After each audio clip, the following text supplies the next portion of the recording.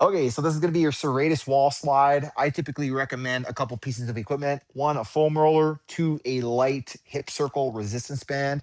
Hip circle resistance band is going to go right around my wrist, right around the crux of my wrist here, right? All I'm doing now here is I'm just going to promote external rotation, humeral external rotation. So this is going to help turn on my rotator cuff and shoulder stabilizer muscles here.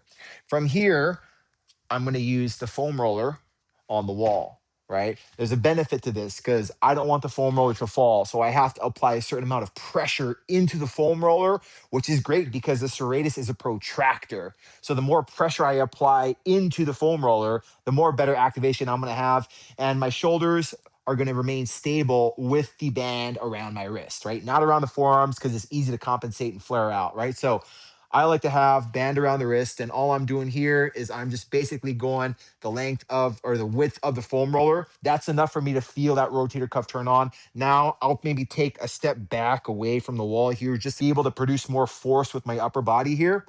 And I'm just constantly pulling that resistance band outward, being mindful not to compensate from my elbows, right? Driving my forearms and my karate chops right now into the foam roller. And then all I'm doing is I'm rolling up as far as I'm able to go, continuing to maintain pressure, and then all the way down, right?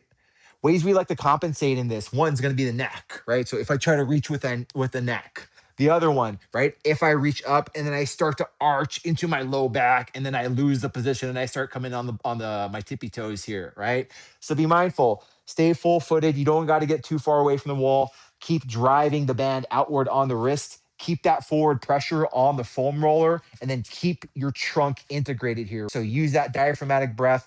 Keep the core rigid and stable. Don't buck up through the rib cage or the low back.